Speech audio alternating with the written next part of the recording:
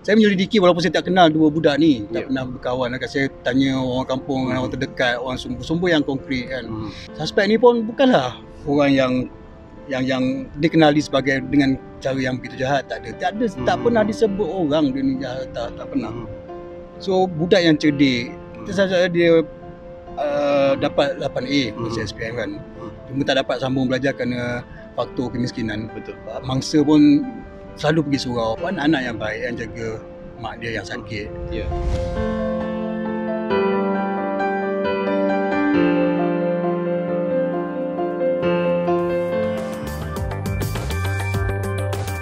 Project Solo.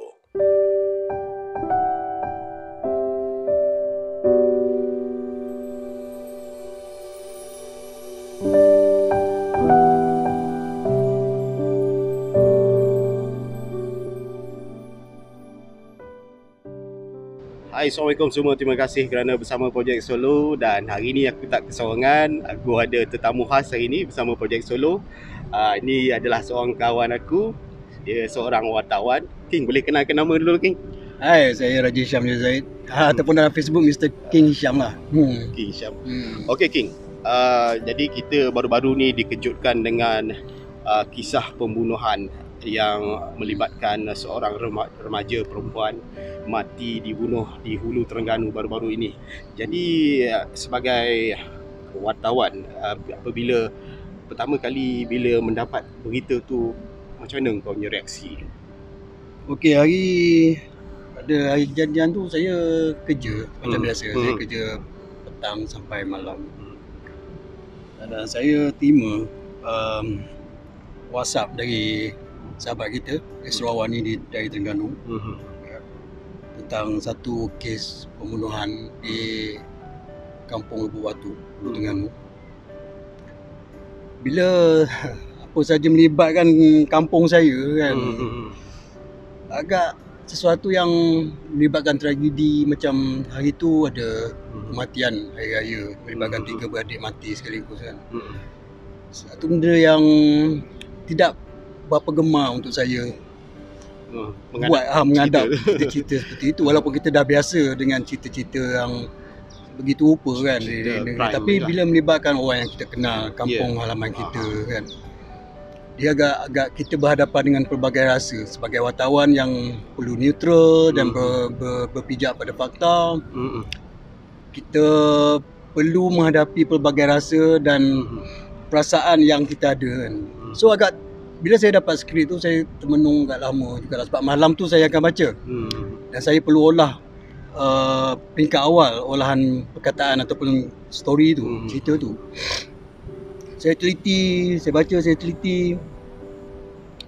Melibatkan 2 orang remaja 19 tahun yang saya tak berapa kenal. Saya tak sempat nak berkawan dengan 2 orang ni semua sebab dia peringkat bawah. Tapi apabila diteliti setiap nama yang ada, dan keesok sebelum tu nama ayah dia, saya mula terbayang wajah ayah dia yang kita kenal, walaupun kita tak rapat, tapi kita kenal selaku duduk satu kampung kan, dalam satu kampung. Dari rentetan kronologi kes yang agak tragis, sukar untuk saya yang kita memahami budaya sosio budaya di kampung saya kan. Betul. Yang perkara seperti itu tidak pernah berlaku di kampung kan. Lepas tu melibatkan yang begitu tragis sekali. Kalau nak dikirakan kampung tu, kira nak cari kes yang pecah rumah masuk pun sukar.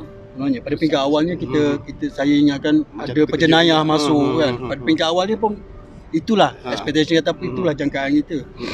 Tapi melibatkan mangsa yang begitu tragedi, sangat tragik. Kita mula terkenang suasana kampung, terkesan lah. Terkesan. Sebab memilih perkataan yang begitu teliti untuk disampaikan, dan saya terpaksa buat persediaan diri untuk menyampaikan berita tersebut pada malam itu yang untuk umum lah kan. Secara peribadinya sangat sedih mengenangkan perkara itulah. Sedih lah bila mengenangkan orang satu kampung berlaku, kita pula buat story itu kan. Jadi amat terkesan sekali lah. Ya Allah Ta'ala lah yang tahu. Jadi King, aku ada tengok ada posting kau dekat FB tu yang di mana kau ada meluahkan sikit lah apa ni seolah-olah perasaan dekat situ. Boleh kongsikan dengan penonton-penonton kita? Selepas sehari kejadian, suspek ditangkap kan. Berarti kawan baik dia juga. Diselidiki adalah anak pada orang yang bukan asing juga kan. Punya kawan sekolah saya dulu, dia cuma dia senior sikit daripada saya.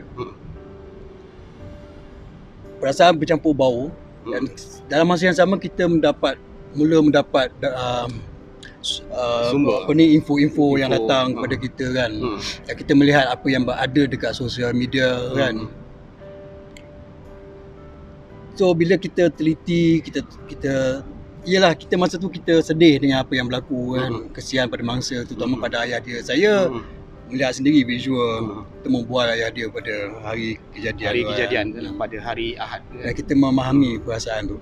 Apabila adiknya balik daripada sekolah, kita memahami perasaan tu. Sepatutnya diambil oleh tapi kakak. Bila melibatkan satu lagi pihak yang dianggap suspek ketika ni, melibatkan anak kepada kawan kita sendiri, perasaan marah tu masih ada, tutulah tebal perasaan marah tu. Betul. Tetapi dalam masa yang sama kita mula tertanya-tanya, kenapa semua ni orang yang kita lihat ataupun orang yang aku kenal ni bukanlah orang yang jahat, dan mereka berdua pun Allahyarham dan juga suspek pun bukanlah di kalangan orang yang diperkatakan sentiasa melintir di bibir orang bahawa si fulan ni dia ni adalah orang jahat. Saya menyelidiki walaupun saya tak kenal dua budak ni, tak pernah berkawan. Saya tanya orang kampung, orang terdekat, orang sumber-sumber yang konkret kan. Budak yang baik, selalu mangsa pun selalu pergi surau, Jumaat pergi masjid. Anak-anak yang baik yang jaga mak dia yang sakit. Ya, betul. Dan suspek ni pun bukanlah orang yang dikenali sebagai dengan cara yang begitu jahat. Tak pernah disebut orang dia ni jahat, tak pernah. So budak yang cerdik, saja dia dapat 8A kursi SPM kan. Cuma tak dapat sambung belajar kerana faktor kemiskinan. Betul. So daripada semua info yang saya dapat tu, tapi kita buang emosi tu, kita diajar sebagai reporter kan, tapi betul bini neutral kan.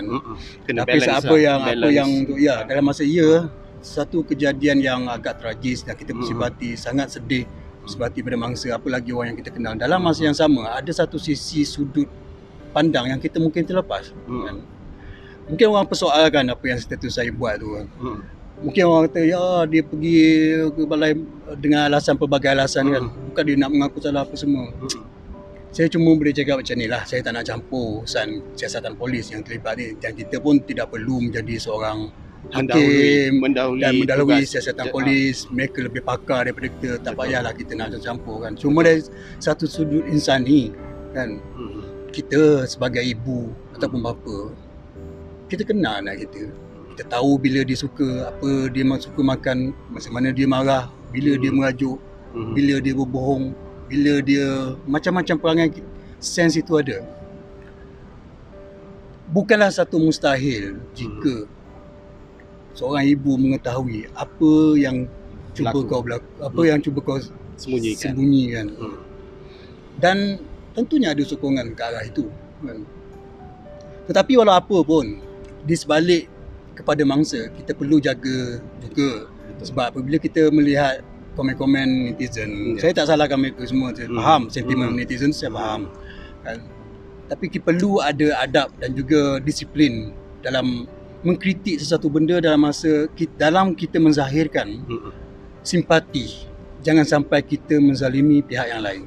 Betul kita simpati pada satu pihak, betul, tetapi jangan kita zalim pada orang lain. Walaupun dia tu mungkin orang yang bersalah, walau apa sekalipun, kita dibenarkan membenci sikap buruk itu, perbuatan buruk itu. Tetapi ada batas dia. Tapi jangan sampai menghukum, menzalimi orang, tidak begitu. Biarkan undang-undang mengambil tempatnya. Betul. Kan? Tak perlu kita melebihi lebih pada kadar itu. Kan? Agak sedih juga, dan saya memahami perasaan keluarga yang suspek itu, dan saya tahu latar belakang kekuatan yang ada pada dia, kehidupan dia, apa yang jadi pada dia, taraf kehidupan dia macam mana kan. Tetapi biarlah pihak berkuasa yang buat siasatan. Menjalankan Dan siasatan. dia ada pertimbangan tertentu yang perlu sebagai Muslim, ada pertimbangan tertentu sebagai dari sudut insani, dari sudut keprihatinan, dari sudut perasaan, adab dan juga agama tentunya yang perlu kita jaga. Betul King. Macam aku pun aku ternampak juga netizen memang ada yang bash, kadang-kadang kita lihat kadang-kadang sampai melampaui batas dan sebagainya. Tapi dari segi insani kita perlulah mengambil sikap berhati-hati kan, jangan sampai kita mengaibkan siapa-siapa. Okey King, dari segi pandangan kau lah, mungkin kau ada nak kongsikan ataupun kau nak bagi pendapat atau supaya netizen ni bertenang macam mana, mungkin kau ada nak nasihat nak dikongsikan? Saya sebenarnya nak mengucapkan terima kasih juga pada netizen ya. Ada yang mendoakan, ramai sebenarnya yang perhatian sebenarnya. Tetapi berpada bila kita marah. Saya sendiri, siapa pun buat silap dalam hidup dia. Kita tak tahu apa masalah orang. Punca masalah orang. Biarlah undang-undang itu mengambil tempat. Dalam masa yang sama, tidak perlu kita menzalimi ketika kita bersimpati pada pihak yang lain. Saya pribadi bersimpati pada bangsa. Tapi dalam masa yang sama, tentunya saya tidak benarkan kezaliman itu berlaku pada keluarga yang satu lagi kan. Suspek. Sepatutnya sebagai kita adil. Walaupun kita benci satu benda, ya kita benci pada satu sikap, tapi tetap kita kena berlaku adil pada mereka. Dan saya cuma mahukan berlakulah, carilah keadilan yang seimbang dan simpatilah kepada kedua-dua keluarga itu. Belah pihak. Okay, terima kasih King kerana sudi bersama dengan Projek Solo hari ini. Dan Projek Solo rasa itu saja untuk kali ini berkenaan dengan tragedi pembunuhan seorang gadis berumur 19 tahun di Hulu Terengganu. Jadi di atas kesempatan ini saya berkongsi pendapat dengan saudara King, iaitu seorang wartawan. Jadi aku harap benda ini dapat memberikan informasi yang bermanfaat kepada kita supaya kita kekal istiqamah, tenang kan, tidak terlampau menuduh melulu dengan apa jua kejadian-kejadian yang berlaku kan. Mungkin sekarang ni siasatan tengah sedang dijalankan, jadi biarlah pihak berkuasa yang menjalankan tugas mereka dan insya-Allah semuanya akan berjalan dengan baik. Jadi kuasa sampai di sini dulu. Terima kasih kerana bersama Projek Solo, dan sebelum tu jangan lupa subscribe, share, like dan komen. Terima kasih. King nak cakap apa-apa sebelum kita menutup? Kepada mereka yang mendoakan kepada kedua-dua keluarga, saya mengucapkan ribuan terima kasih. Ya, saya adalah daripada kampung yang sama dan saya bersimpati kepada kedua-dua belah pihak. Terima kasih kepada netizen-netizen yang komen di Facebook saya yang banyak bagi mesej pun kan, semua kan. Terima kasih banyak-banyak atas keprihatinan anda, dan saya ucapkan semoga Allah juga membalas segala kebaikan doa-doa yang dilontarkan kepada kedua-dua keluarga. Jazakallahu khairan katsiran. Okey, jadi dengan itu kita jumpa lagi. Assalamualaikum. Bye-bye. Projek Solo.